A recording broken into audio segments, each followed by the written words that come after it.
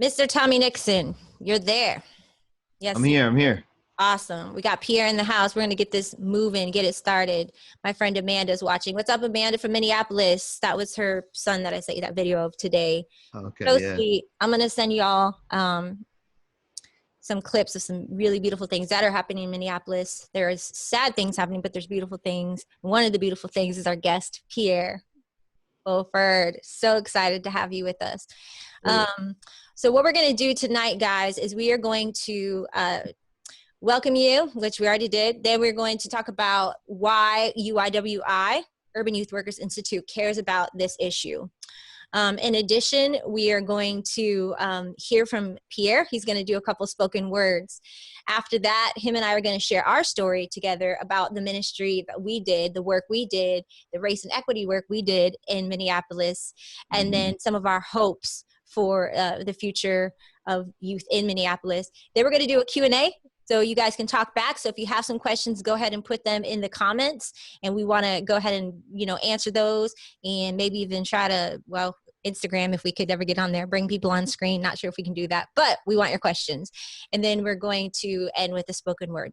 So starting out, Mr. Tommy Nixon, CEO, UYWI. Why does UYWI care about what happened to our brother, Mr. Floyd? And why do we care about Black Lives Matter? And why do we care about justice and race and culture issues? Talk to me, bro. Yeah, absolutely, man. Thank you, everybody that's joining us. Pierre, man, it's always a pleasure to have you here, brother. Shuree, I love you, sister. I'm so glad that you're on the team. And a couple things, man, just so we can just orient ourselves around this conversation. For me, personally, why I care. First and foremost, I follow Christ, and because everybody's made in the image of God, that's why I care. I mean, at a baseline, that's why I care. Another part to me that why I care as well is that I had the opportunity and privilege to grow up in and around the African American community in Pasadena, California, and that was a huge part of my life growing up. And so there's this like deep love and affinity for the community. There was a deep understanding of what the Black community has to deal with in this world, and then growing up in that, understanding that, having some cultural understanding, but also like some systemic understanding once I got into college and just had some amazing professors my first year that just put me on game about how our world's created. I was a sociology major, and so I start seeing the world in power structures. That's how I see it. But along with that, continuing to be a Christian and following Christ, I really struggled between this thing of justice, which in the late 90s, that's all that I came to fruition in all that. And my mind was open to all that, but not wanting to deny Christ. I was like, because the people that taught me about justice was not the church. But then trying to reconcile, like, I follow Jesus, but isn't this Jesus over here? But the church was not, that was not even a thing. Like it wasn't engaging in that, at least in my context. And so I spent the last 20 years like just trying to figure that out and where that comes from. And here's why UYWI cares about this beyond our friends, our family, our beloved community. To figure that out and where that comes from. And here's what. And so here's why UYWI cares about that is that just like me, you have a whole generation of young people that are going, I don't understand. You talk about the gospel here, but this is the world I live in. Give me an answer to that. And here's what I believe. I believe the gospel is the answer. I believe Christ is the answer, but we have shaped it and structured it only from one point of view. It has been placed within a power structure that is not of Christ, and we've gotten way off. And so that's why I care. I care because if we don't figure this out as a church, if we don't make the right posture, if we don't engage in the right way through scripture, through the leading of the Holy Spirit, and through the renewal of the church, we lose this next generation. They're already leaving by the millions. And so when people come to me and they're like, it's a liberal agenda. It's a progressive. I just go, it's a Christ agenda. Mm-hmm. Like I'm not right or left. Don't try to put me in those spaces. Mm-hmm. I'm in this radical middle space where I'm like, hey, I really care about the gospel, and this matters. This is a God issue. And when the church doesn't show up, it grieves God's heart. It grieves our heart, and we're de-evangelizing the church. Mm-hmm. And so from a UYWI point of view, how could we not be involved? How can we not speak up? How can we not? So even, let me be clear of this. It's also not out of some type of pressure to be relevant. It's not out of some type of pressure. Well, I don't want to look like a racist. I want people to know I'm down. It's not. This is deeply mission and vision driven.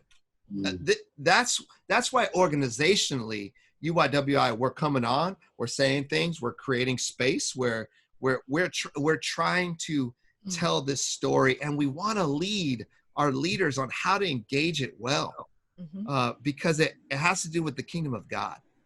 And so, for those who want to accuse me or organization of being too political, things like that, we would love to have a conversation, because we think that there's some areas of growth here that we can push into together.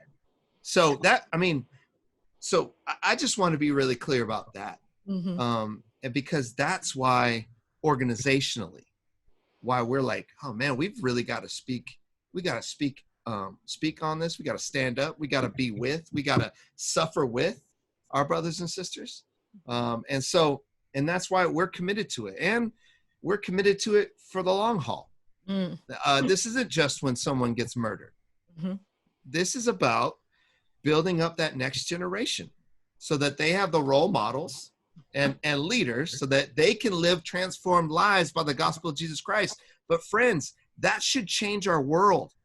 These are the young people that are going to be leading our church. And that's the world that they're going to create. We have got to set them up better than this. I mean, this is ridiculous. And so that's why it matters so much. And I really hope people hear me say that. And that by our actions, they'll start to believe it. So that's why we're on here. That's why we love leaders like Pierre. That, brother, you get up and you use art to share truth, and without pulling any punches, just to say, this is raw and this is what it's about. And I'll shut up after this, but go ahead. It's really kind of, what really burdens me about all this, friends, and I know both of you guys get this, but what burdens me is everybody outside of your community, me included, that claim Christ. That even up to this point and past it, we seem to be horrible at suffering with others. And isn't it just enough if somebody says, I'm in pain, just to say, tell me about it. Are you okay? What can I do? Like, just to be at least curious about the pain that's being experienced. And then as a Christ follower, to be like, to address the pain. And what burdens me so much is you see a large majority of the church that's like, nope, your pain doesn't count. Your pain's not real. Your pain is only in that one instance. So that instance is over. You should be over it. What's your problem? And I was talking to somebody about this, and they were like, really? Because they felt like the reaction to the murder of George Floyd, that outside of your community, that people were like, oh man, and I can't believe this, and this is wrong, and this is evil. Okay. I've also seen a lot of the comments when leaders start to speak out, and maybe they haven't spoke out before. African-American leaders, maybe that are in a white space. And the response to them, and it's always couched in a spiritual way, but it's ugly. It's not suffer with, it's let me correct you. Hey, I'm worried about you. You're kind of going too far into that. And it's like, This just happened. Why can't you just be like, I'm sorry. I'm just here to lament and listen.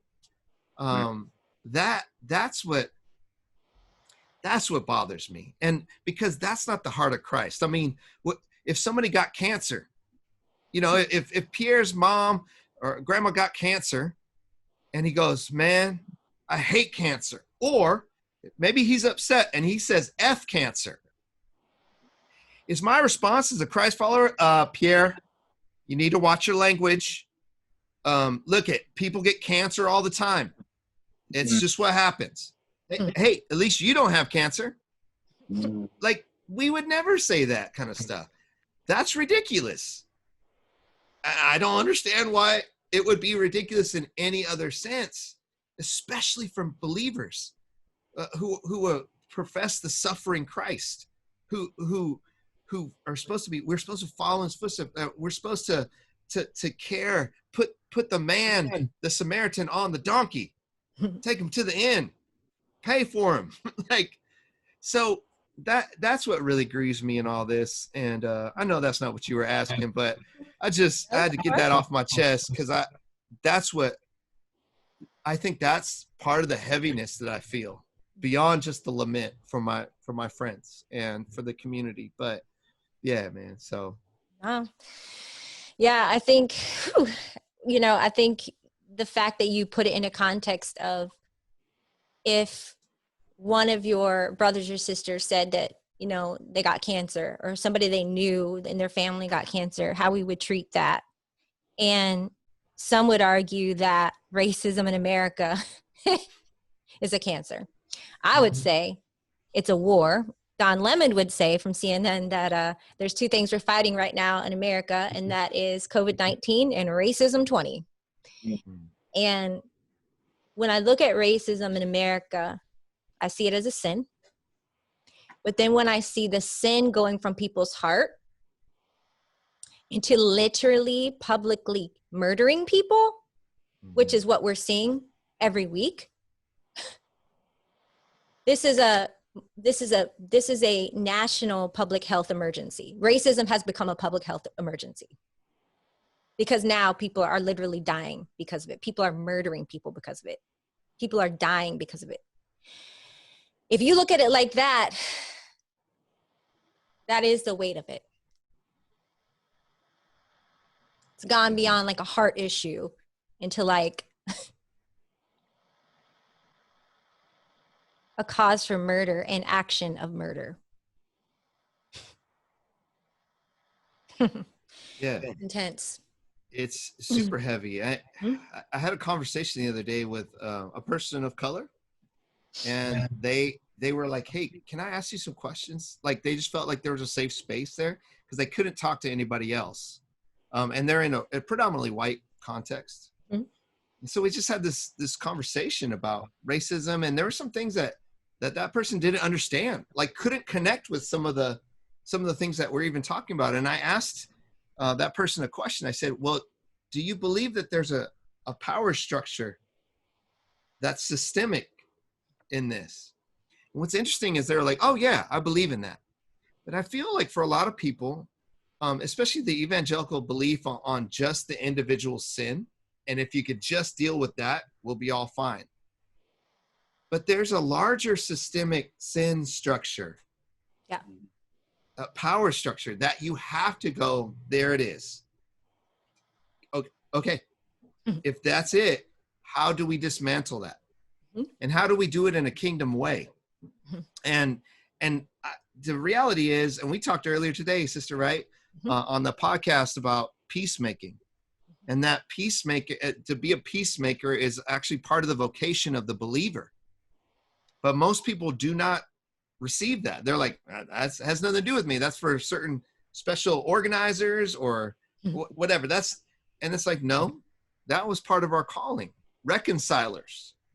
And that work is extremely hard. And when you have a church system that's based on service, now services, right? When it's based on consuming, everybody's like, no, that's too hard. I don't want to do that work.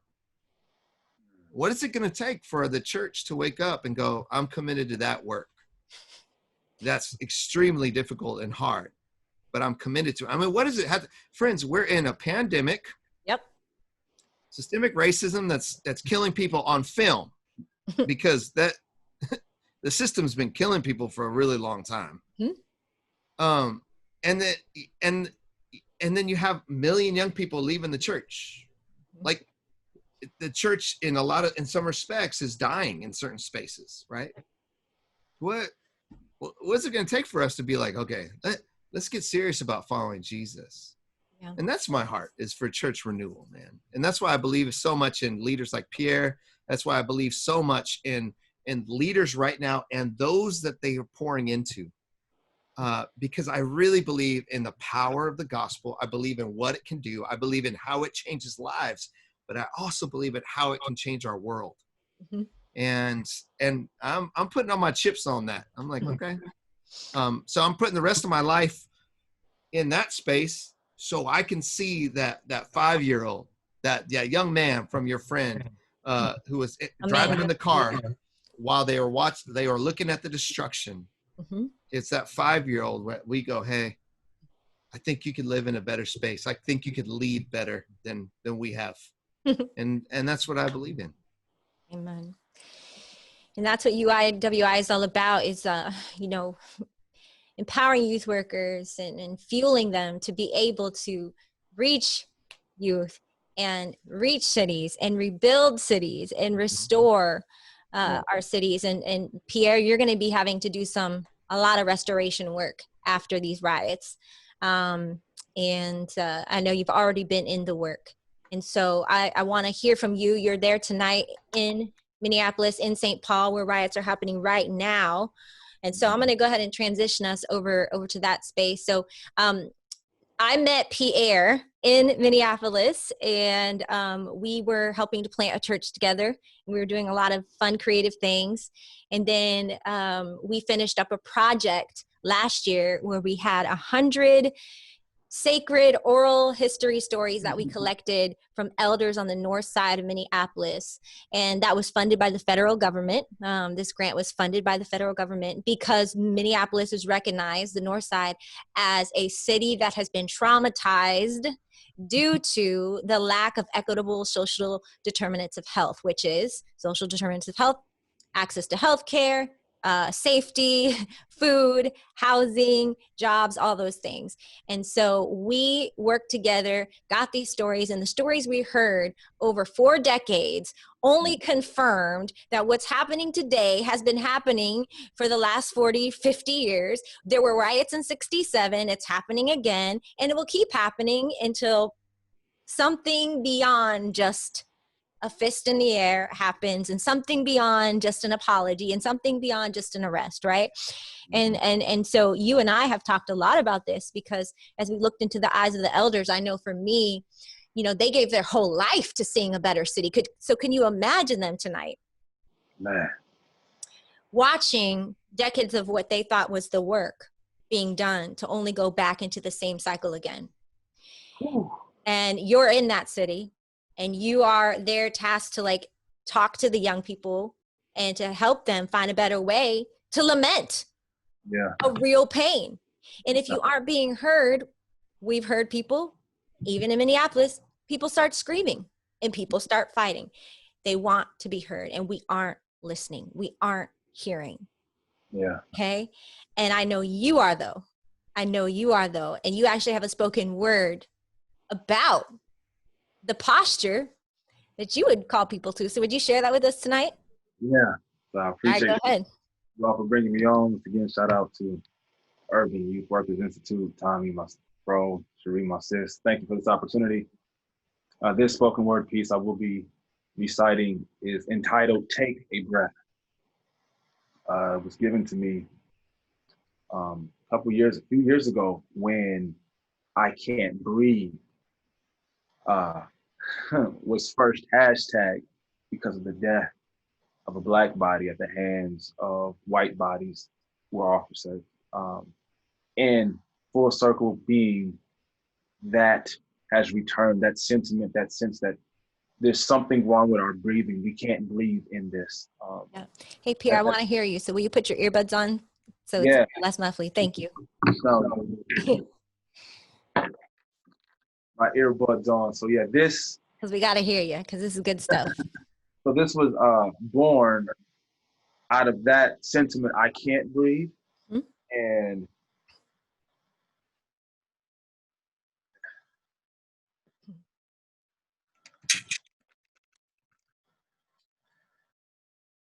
a place where that sentiment has been brought back to life. That feeling has been brought back to life in terms of letting the system know this is how we've been feeling. It's not that our breathing got any easier. It's that it's like we need to shout this one more time. And so this poem, this spoken word piece is entitled Take a Breath. Take a breath. Studies have proven that deep breathing is the bridge to self-healing.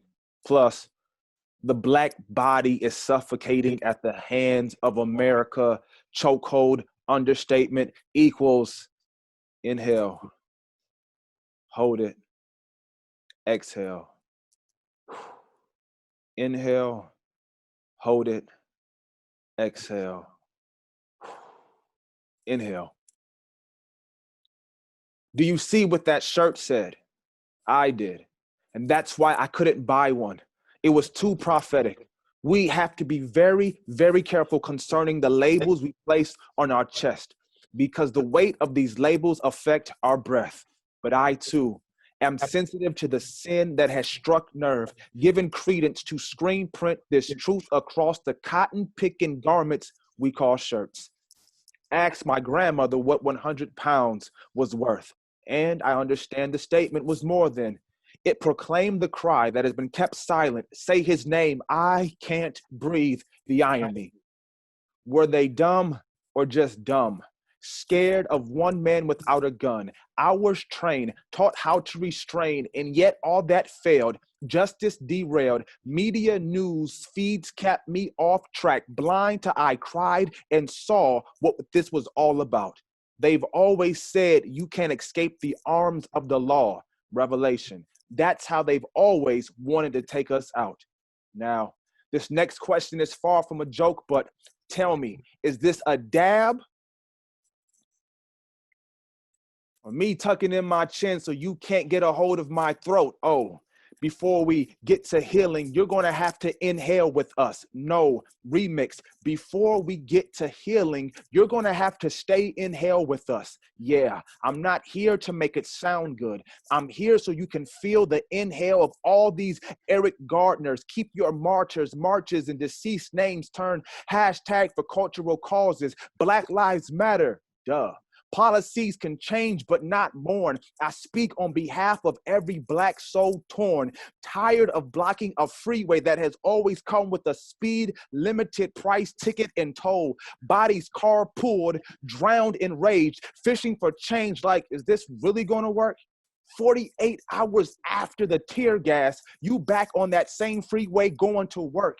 This is not criticism. This is deeper than blaming a system. This is why God himself denounced religion. This is laws will never fix it. This is inhale or inhale. Our breath itself has never been given clearance until now. A young prophet called so we can all remember you don't need permission. Take a breath.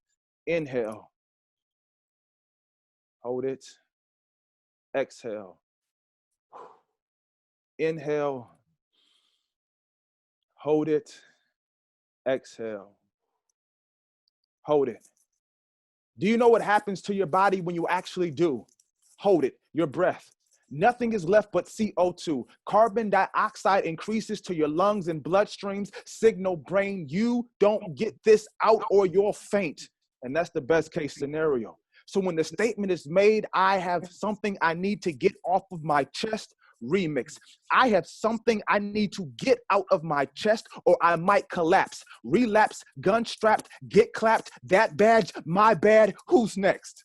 see the true cause of the blackouts they want to white out, hoping we never find out. But you tell me what 246 years of slavery plus 89 years of segregation plus 61 years of mass incarceration equals. Night, night, all of your lights out. We have never been equal, always beneath you. Your intention for us have always been evil. Like, really? Who enslaves, burns, rapes, and hangs people? The Romans, yeah, I know, man. But what do I know, man? I'm just a child of God, Roman, trying to find his homeland. No security, all aliens. My faith in God is the only thing that's securing me. I promise you, I will go on a killing spree if not for this Holy Spirit living on the inside of me, telling me love my enemies, but I can't breathe. I mean, I can't speak for the rest of my brothers who hate what you did to our sisters, pinned against us, single mothers, incarcerated fathers, our greatest artists sold out for dollars. The projects are actually called the projects. Minimum wage, like you don't get, we are living behind poverty lines, zip coded for higher interest rates, drive slow down this boulevard of truth. The ghetto was a Jewish community. Hitler was your idol. You pick a nigga, left us fenced in. This system is truly wicked, like all three of them witches. We all saw what happens when a black man becomes a wizard. We buy his shoes so we can invest more in private prisons. It's a booming business while I walk with a bullseye on my chest like Chicago. No, I got this inside of my chest. I can't hold on any longer. I am not here to make you feel comfortable. I'm here to let you know me and my people aren't going to ask you for permission. Take a breath. Inhale. Hold it. Exhale. Inhale. Hold it. Exhale. Exhale. I would say your name, but there are too many. And out of respect for all of the unknowns, I hope you understand. I am not here to revisit any pain. I am here to let you know I have never left the house of pain. It still hurts every time I think of you. And to think someone took a cell phone to your funeral to catch Pikachu. Like, for real, dude, I'm not here for apps or hashtags. This is real for me. Every morning I look in the mirror, I see you staring back at me, wondering if today is the day I finally face my responsibility. I've said every morning I look in the mirror, as in why only during grief do I see myself more clearer. God, somewhere I read you are near the brokenhearted. Well, I hope that is true, because the reality is a broken heart makes breathing a lot harder.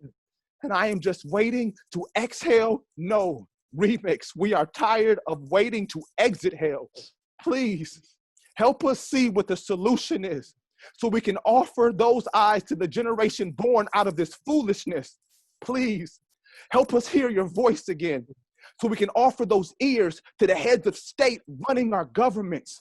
Please give us your mind concerning all matters so we can offer that brain to these educators who have yet to understand the nature of our intelligence. You cannot IQ centuries of oppression. You have not been inventing, no. We have been creating to cope with the stress this soil produced after being fed the blood of our lynchings, cocaine in the vein of our indiscretions.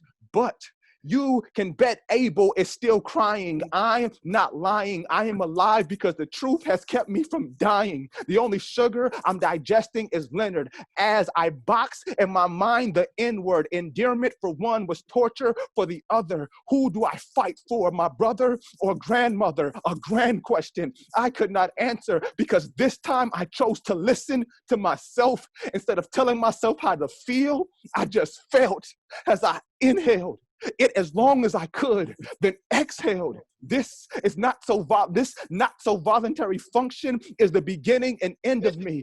Born, knowing nothing, I cried. Final form, knowing the same, I die. In the beginning, God breathed life into man, and man became a living soul. I don't have a solution, just a hope and a truth. I, you, we don't need the permission to do what we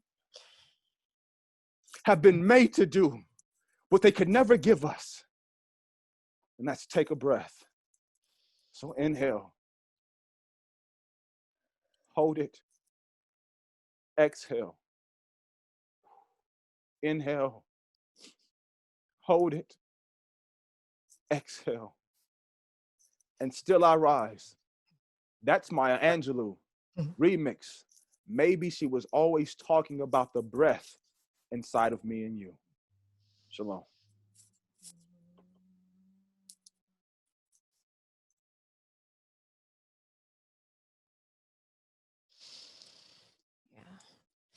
And tonight you're in Minnesota, and you're in St. Paul, where the city is on fire. What does it feel like in that space? What are you seeing outside, and how are you feeling this in your body? Clearly, it was with passion you gave that. What's been some of the tension you've been holding as you're out there? Yeah, my heart started beating in a different type of rhythm that brought a tightness to my chest, because I heard how close danger had gotten to people that I actually love. I mean, it's one thing, honestly, to tear down somebody's target. It's another thing to go into somebody's house and to hear that people I love could be in harm's way because of this rage, that somebody might break into their house today out of blind rage. Mm-hmm. It just made it hard to breathe in that moment. And I didn't try to get past it. I didn't try to like, okay, God, you got this. I just made those calls and shot those text messages out. And I wasn't released from that type of tension until I heard from them that we're good. Everything's fine on this side. But then the reality is that somebody's mom isn't good. Somebody's brother isn't good. Somebody's sister isn't good. They broke into my friend's apartment last night. She spent today helping her neighbors who live under her clean it up. Yeah. So it's a lot to breathe in and hold and breathe out. And it takes, for me, it just takes, all right, God, just help me get through this moment. That's what it's been taking. And I'm just looking here at Twitter 35 minutes ago. You know, Minneapolis is burning again. I'm not sure what's on fire, but you're talking about how not only have they started the fires, but there's now home invasions. And, you know, what I think about when I hear what you just said, Pierre, and why I think, you know, going back to Tommy's point about why does UYWI care about this stuff? If you're one of our leaders in a city that we care about, because we care about all the cities, if you're one of our leaders and we care about our leaders, and through that spoken word you just gave, that's what you carry every day while trying to do the work, while trying to be a mentor for young kids, how could we not care? How could we not care that your city is burning right now? How could we not care that you and a group of people are going to have a lot of work to do? You know, and if we don't stand with you in the middle of the fire, then how can we stand with you in the glory? How can we stand with you in the victory? And that's what I believe the future is. And that's what I heard in your spoken word. It's like history.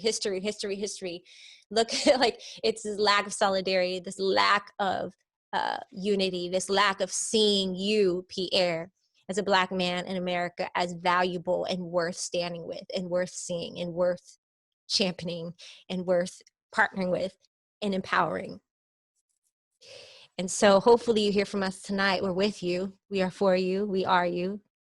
And I want to get a little bit more into what you and I learned in Minneapolis and the condition of it. So we were there about a year ago, and we saw elders who had tried to give their whole life giving towards justice work and race and equity work in the city. And some of them were extremely angry. And I remember there was one there that was so angry with the city and angry with everyone. He literally sat there and yelled at me, you, and 4 youth who were actually trying to do something good. He yelled at us for a whole hour. Yeah. And I remember thinking to myself, I don't want to become a 70-year-old woman and be that angry. That to the point where I'm going to yell at young people who are trying to do it. So how do we, but you said he had a breakthrough. recently. Yeah. Yeah. What did you see on the news with this man that I'm speaking of, this activist who was just super angry? Yeah, he's been at it since 63 or 66. He said 1963 or 66, give or take those 3 years. And he said he met him and his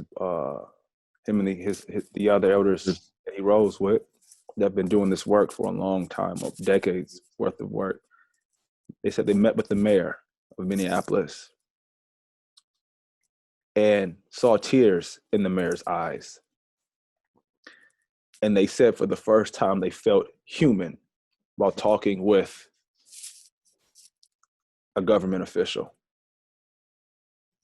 And when he said that on the news, I looked at his eyes and I saw something that I didn't see a year ago. I saw relief for a moment. This sense of, I'm seen. I'm being seen after decades. Someone's actually looking at me and can see me. That was powerful.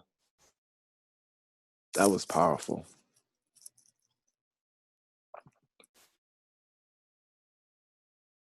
And I hope that more get to experience that, but that it doesn't take 60 years before they do. Right. Yeah. Yeah.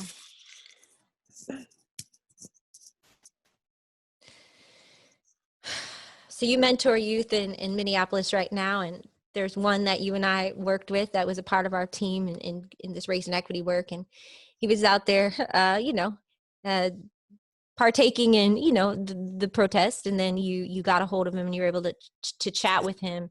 And there was one thing you told me he shared with you today that I think it would be great for our listeners to hear. He was protesting but decided to stop going out. Why? He saw a lack of leadership, and he was disheartened. He got to this point and was like, because he saw the destruction at the end of the protest. He saw how genuine it started, but how it began to turn into something else. And as a young person who's giving his body to it, like he had pictures of him taking the rubber bullets to the back, and he was tear gassed. Like he said, I'm doing this. And for him to say, where's the leaders at? Because what this is turning into, this isn't honoring George Floyd. And so I was able to speak with him because there was a moment where he was a little bit disheartened because there was the chance to speak he felt was supposed to be his at a certain time. But because there was so much chaos around who was going to talk and whose agenda was what, he wasn't given the chance in that moment. And he said, I'm not going to fight for the mic. It's not about me. I know I have a voice and I have a message for this generation, but I'm not going to fight with anybody for that.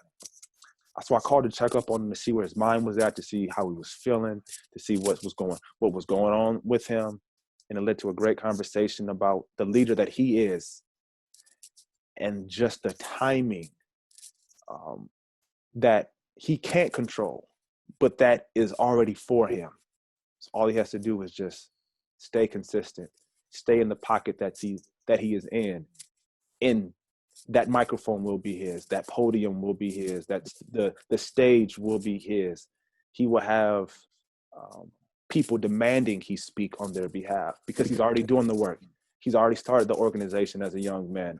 He's already put out the content, social justice content, the raps, the spoken word pieces. He's already given himself to align with political leaders in the Twin Cities. He's a staple at the high school that he graduated from. He's even going back and he's working there, volunteering there for them, helping the next generation learn music and how to do social justice work. So now it's just a matter of time. He doesn't have to rush anything forward. He doesn't have to fight to have his voice heard. It's just a matter of time before it's his turn to be called to the forefront and speak on behalf of the people, to the people, and for the people. Yeah, that was a pretty powerful conversation. Very powerful. And, I think for those leaders that are out there watching, take note on Pierre's leadership. He could have marched. You chose not to march. Right. For a lot of reasons. A lot of reasons. To maintain your peace. You wrote that spoken word last night. Yeah. You put your energy towards something that could actually change the world. So for you then to be able to turn to him and say, all right, look, just be patient, just wait, here's another posture. You were legit. Yeah. You were a legit leader. Wow. You were living what you were preaching. Yeah. Yeah. That's, wow, it's just hitting me. But yeah, I really believe you got to be God-led with this.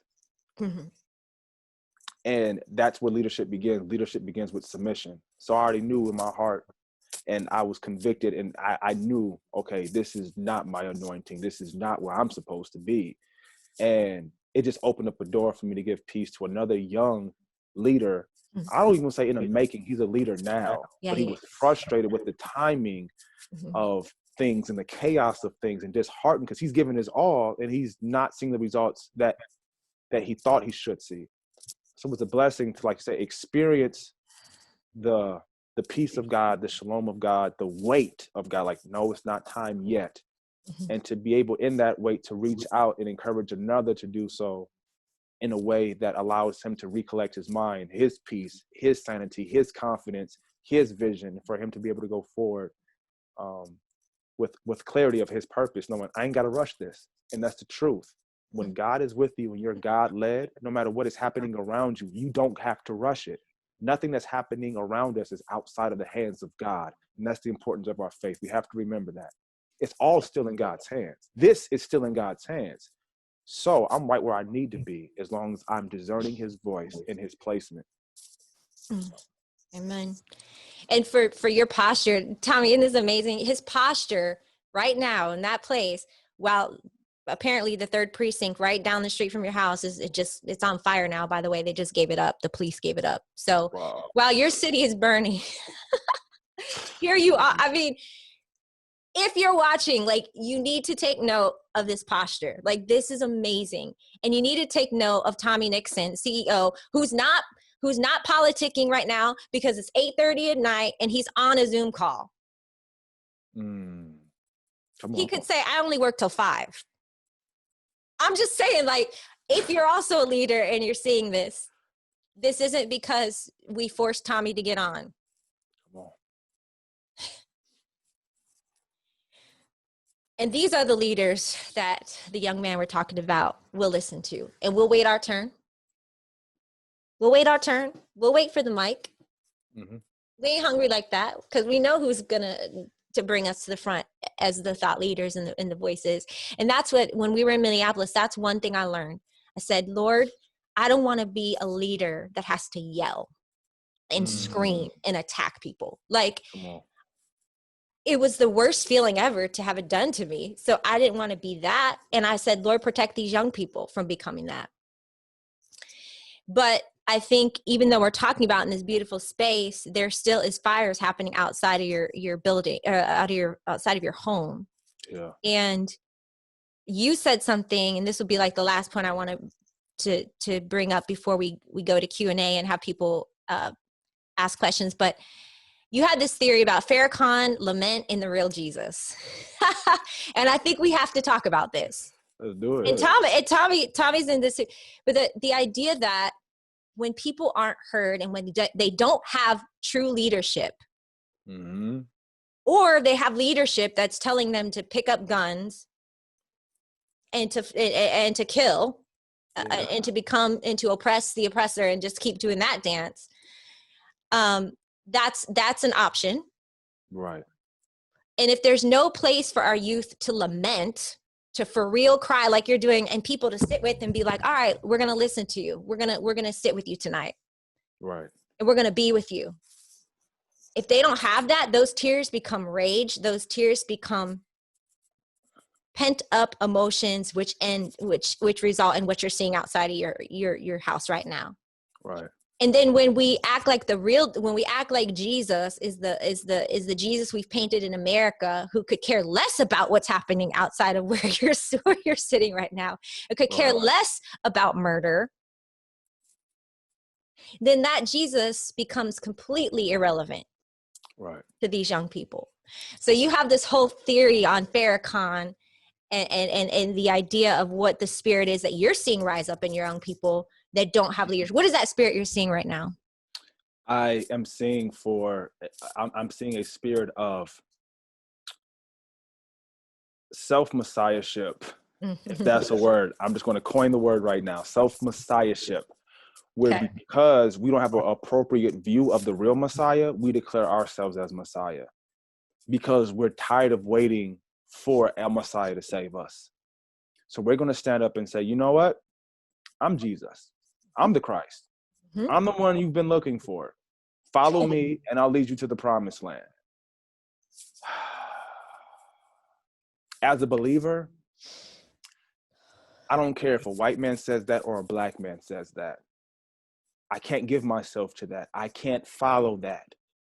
To declare yourself as Jesus the Christ, Yeshua HaMashiach, to deny everything that Matthew, Mark, Luke, John, and then Isaiah, almost 300, 400, 500 years before Christ actually shows up, says, prophesies, and you get to the Gospels, and you get to the writings of Paul, and you have the documents of the oppressed etched in history before anybody else has an opinion about Yeshua HaMashiach, the real Jesus Christ. Like, I can't overlook that. But I understand why people who only know a white Jesus narrative, a white evangelical Jesus narrative that does not care about the pains and sufferings of the Black community, that actually will endorse systematic oppression, actually was at the head of systematic oppression. I understand why within the Black community, we keep on searching for a Messiah that looks like us. Mm-hmm.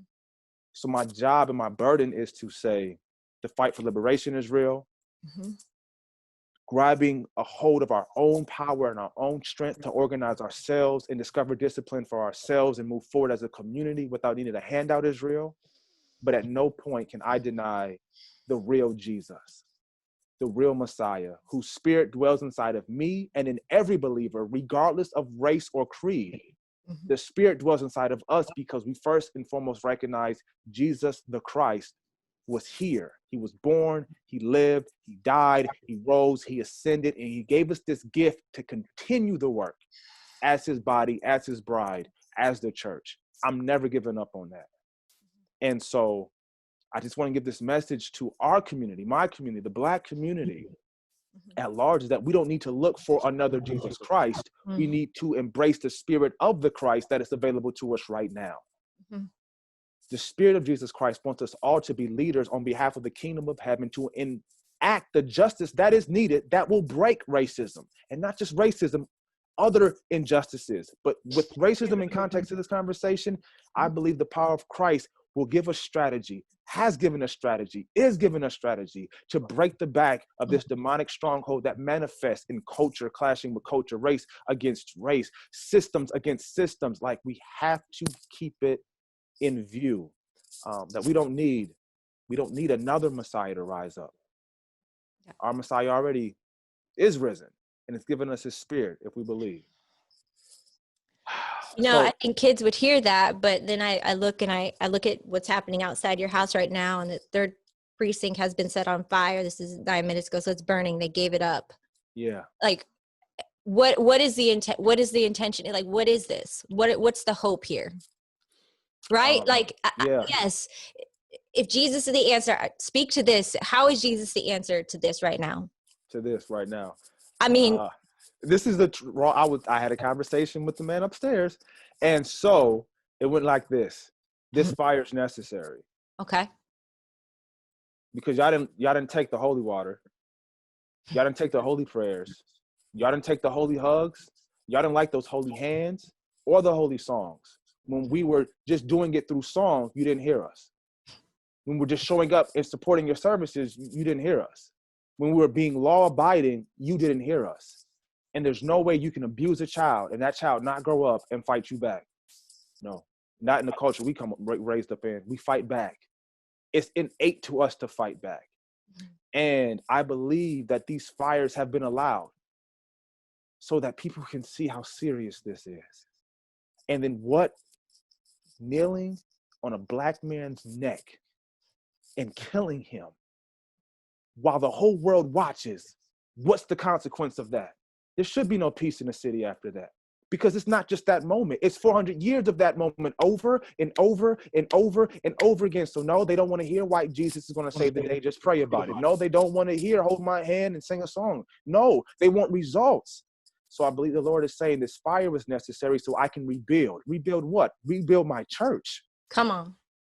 Rebuild my body. Rebuild the consciousness of those that call themselves believers. Now we get to really believe, because now we really have to respond. And no one knows. This wasn't in the curriculum you get after Bible college. This wasn't in the 5-point sermon. This wasn't in any of that. They didn't prepare us for this one. Look, they didn't. I'm sorry. I went to Bethel University for seminary. They didn't prepare us for this one. Okay? And you're not going to be prepared for this one. You need a spirit of God for this one. And so now the real believers get to stand up, because now God's going to equip and speak to the real believers. So I'm so appreciative of moments like this, where we have leaders like Tommy and yourself providing this platform, because it speaks to something that God is showing me now. Right now, he don't want the church to do much of anything with our hands. He wants us to create spaces so voices can be heard. Amen. Yeah. Yes. Yeah. You know, it's interesting. We're coming up on Pentecost Sunday, where we celebrate the fire of the Holy Spirit. Come on. We celebrate the pouring out of a different kind of fire. Yeah. A fire that can burn the sin that we have in our heart to the ground, and can burn love into our hearts. Come on. It can burn compassion to our mindset, and burn the kingdom into our lifestyle. And so I'm going to be praying that, in this moment of fire, that not only fire of destruction will be burning, but the fire of God will be burning in the bones of the prophets and the priests that God has he's raising up, and that we're ready to lead through this. So I'm so proud of you. I'm so proud of your discipline that you've had during this time, and the leader you are. We could go into a lot of other conversations, but we won't. We'll continue later. But I'm going to see if we have any questions from the crowd or comments. And if we don't, we will jump off. But let me see. Does anybody have any questions, comments, or anything for Pierre? Thank you for saying that, Pierre. Fire purifies. I got Javier here. Amen. Javier, what you got for us, boy? People can only take so much suffering. It's been a long time coming. Yeah.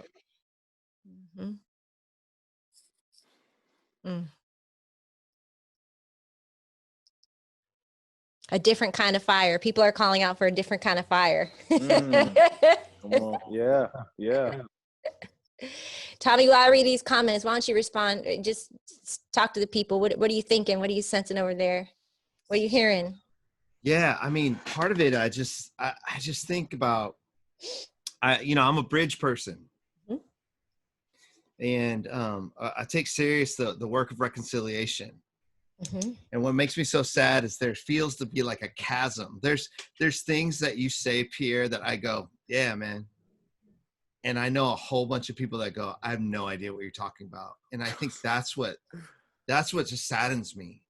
And that's like where I felt like God has called me in the work, is to also help that space, to go, man, okay, because you have to go back and you have to build a framework and a structure and understanding for people to even be like, oh, that's what he's talking about. And that's been a huge part. And what burdens me is that's that gap in the church where people are like, nope, they can't even hear that. Right. And so that's the burden for me, man. And I loved your story about that young man. I loved how Shuree, how you framed it. These are the leaders. Like we want to walk along and support and cheer on and platform leaders like you guys that are on the front lines. But I love how you walk that space of being a Christ follower, committed to the Word of God, committed to the leading of the Holy Spirit. But God made you a black man. Yeah. And that's a gift. In Minneapolis. In Minneapolis. Right now in 2020. And the reality is you're a gift, and the world doesn't know how to receive you. That's right. The United States doesn't know how to receive you.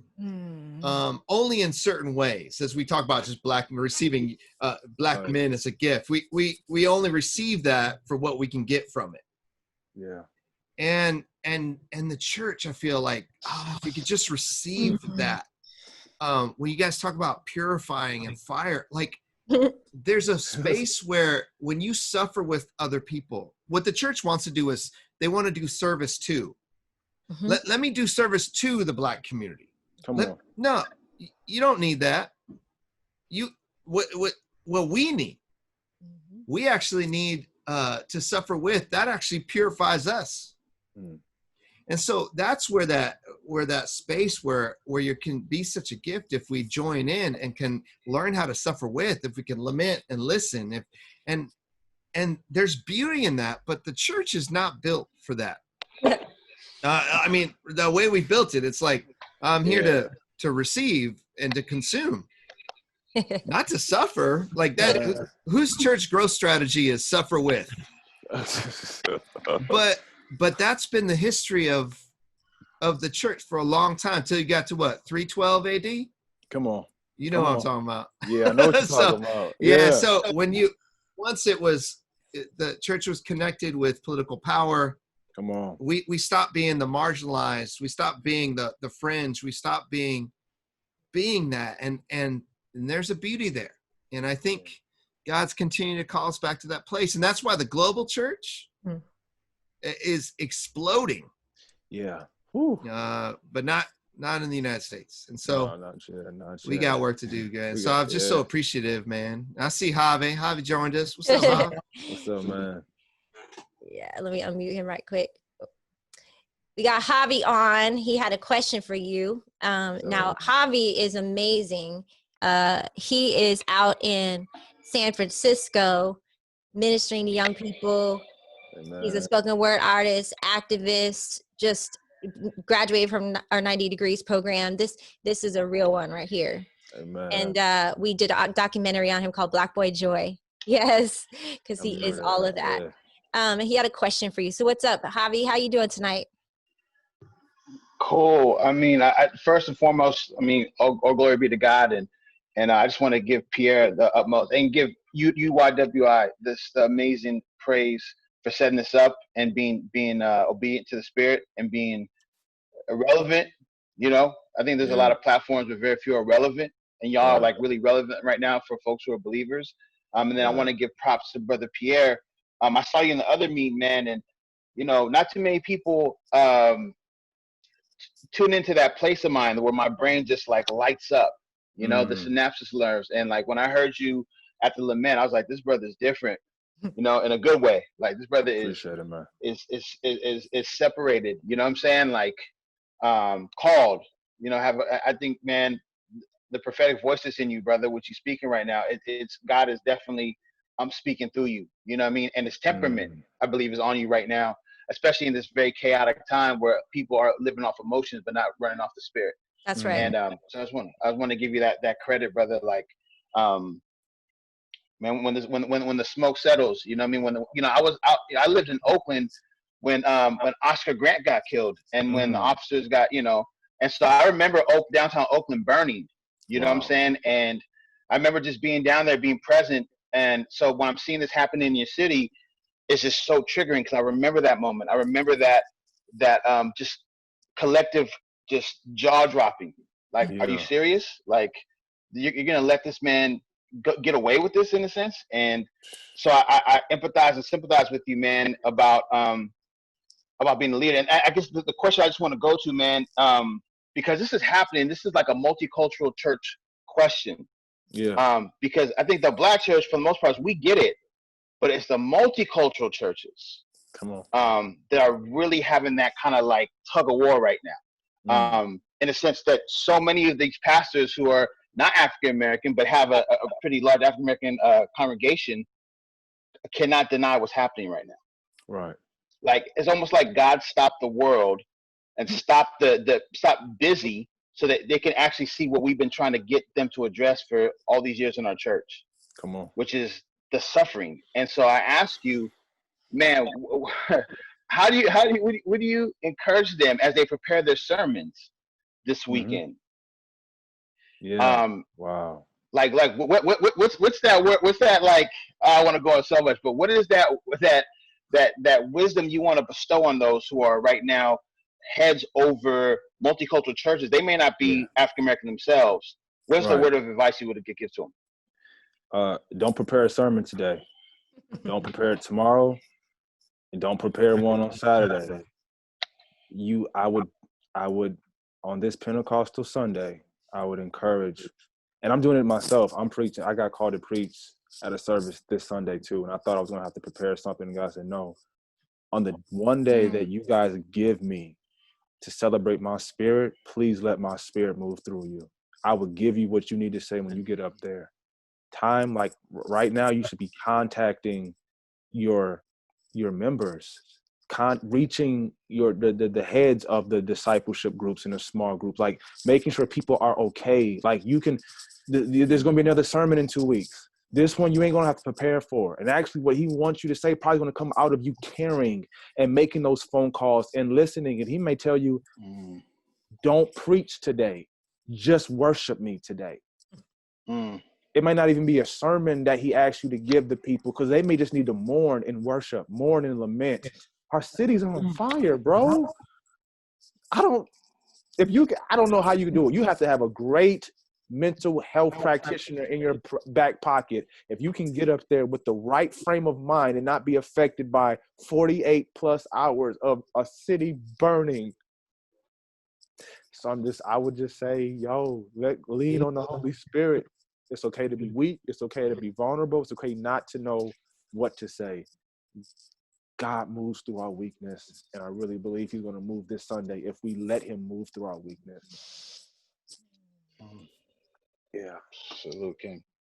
No, man, appreciate that question, bro. Thank you for your words and what you're doing in California, man. Appreciate it, bro. You're on the other side of this, so you give us hope. You've been through the fire and came on the other side, so thank you for sharing that, man.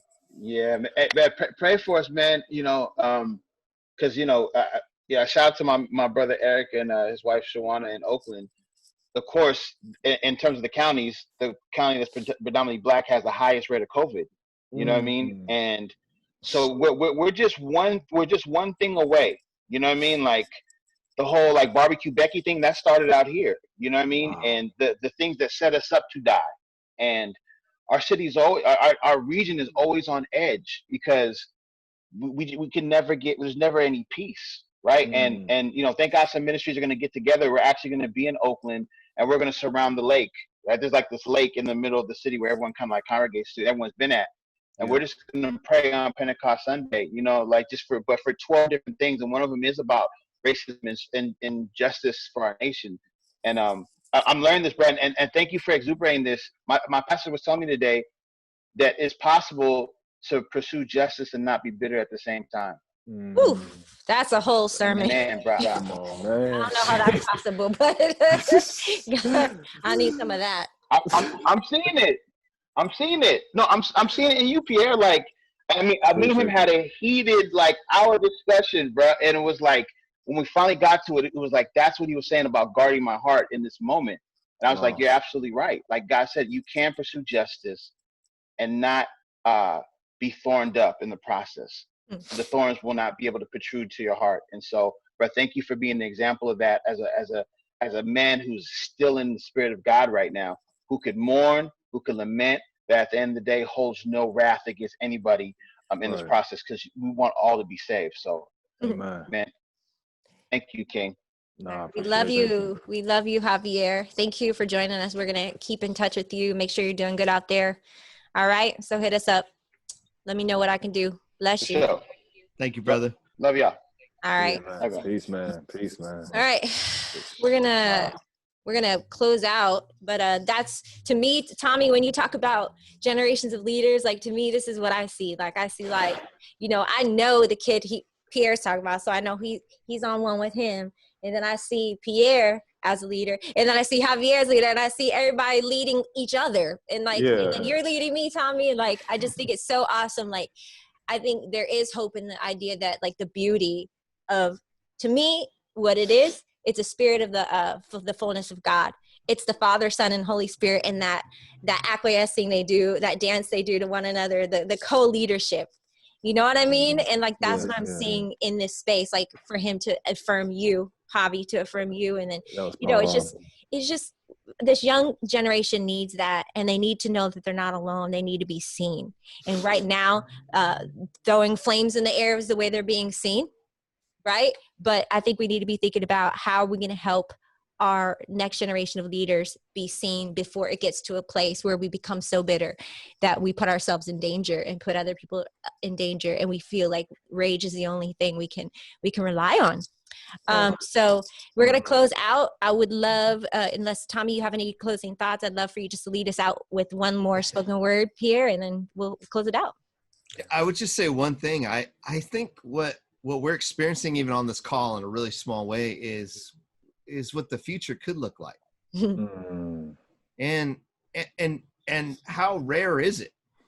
It's like, it's like people are like, wait, I don't even like, and most people are not even going to have a category for this. They're just going to be like, what? Yeah. Because even your posture, Pierre, even what Javi ever shared of his own spiritual journey, right? Of what he was struggling with today and his pastor walked him through, is staying what I call that radical middle. And our young people need that.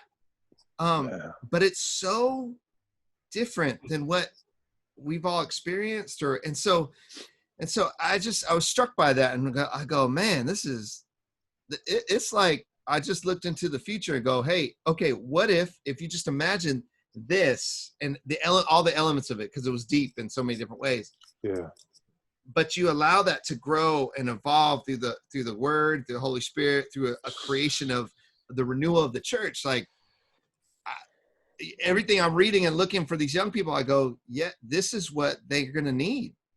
And so I feel very honored. It's sacred space for me to be with you guys and to be let in to the conversation, to be even allowed to share or speak into it. It's an honor and a sacred space for me, but I'm like a little kind of excited, nervous. You know what I'm saying? I'm like, oh my gosh, is this really happening? So thank you guys, man. Thank you for that. Thank you. All right, Pierre, lead us out. All right, and just once again, want to thank the Urban Youth Workers Institute as an organization, and personally, Tommy, you, Shuree, for putting this together. This is like a very great multi-ethnic way to approach rage, racism, hurt, pain, hope, reconciliation, the future, all of that. Even with Javier coming in for that moment and giving his heart and his question, like Tommy, like you said, like this is the future. And for a moment in time, God has given us in the midst of chaos a glimpse of the future. So I'm just going to take a moment, just let the Holy Spirit just speak what he wants me to speak. To take my own advice, right? And so I want you to tell them that they're beautiful. I want you to tell them that they are amazing. I want you to tell them that, yes, I am grieving with them. I want you to tell them that I, their father, have not forsaken them. I want you to tell them that I am sorry, that the story was told in such a way that they feel like I have been absent when I haven't been. I want you to tell them that I've been in every tear. I've been in every grinding of their teeth. I've been in every tight chest pain. I've been in every scared corner that no one sees. I've been mute with them. I've been homeless with them. I've been helpless with them. I've been beat, raped, molested, hung, noose, set on fire with them. I have never escaped their experience of pain. I want you to tell them that I recklessly love them, all of them. I want you to tell them that even though it may not make sense now, it will later, and that is my word. And I want you to tell them, do not lose hope. I want you to tell them that this is all still in my hands. I want you to tell them that they can be mad at me, they can cuss at me, they can blame me, they can hang me, they can do whatever they need to get the rage out, the frustration out. I want you to tell them that their secret place with me is truly that, a secret place with me. And that there is no emotion that they can express, want to express, or have yet to express that I am afraid of. I can take it. I am a good father and I love my children. I want you to tell them that I love them so much that I became them to share in this experience. I want you to tell them while other gods paraded over mankind, I became mankind to cancel those myths away. Where other gods toyed with mankind, I became mankind to show mankind I love you. I want you to tell them that I breathed their air. I walked their walk. I could have chose the throne, but I chose a manger to let them know that I am not afraid of being the least of these. I am not afraid of being oppressed. And I want you to tell them that that cross was very real for me. I want you to tell them that I really was nailed in my wrist. I was really nailed in my ankles. I want you to tell them that I was really whipped for hours before I even was told to carry this instrument of death. And I want you to tell them that I died knowing that their future would be greater because I sacrificed my power for love. I want you to let them know that anyone that really loves you will sacrifice their power to show you they love you. And I want you to tell them that death did not defeat me, that the grave is not the end of their story, and that I rose so that they can have the spirit that they need to fight another day, live another day, hug another day, dream another day, envision another day, mourn another day, sing another day, grieve another day, laugh another day. I want you to let them know my spirit, my Holy Spirit is available so that they can rise another day. I want you to tell them that I understand their fires because I see the fire in their soul. I want you to tell them that no, I don't approve of you destroying your backyard. But I have a vision for fixing your backyard. I have a vision for restoring your backyard. I have a vision for resurrecting your backyard. So I want you to tell them to listen to me. Listen to me when you hear me through your grandmother. Listen to me when you hear me through your father. Listen to me when you hear me through that church leader. Listen to me when you hear me through that officer. I know they don't want to hear that right now, but all of them ain't bad. All of them are not corrupt. And some of them took that badge on to show them that love is still possible even behind the uniform. I want you to tell them to listen to me when you hear the voice of love, and that is what is most important. I want you to tell them to listen to me before they go to sleep. I want you to tell them to listen to me in their dreams, and I want you to tell them to listen to me when they awake, because I have never stopped speaking to them and speaking through them. And I want you to tell them one more final thing.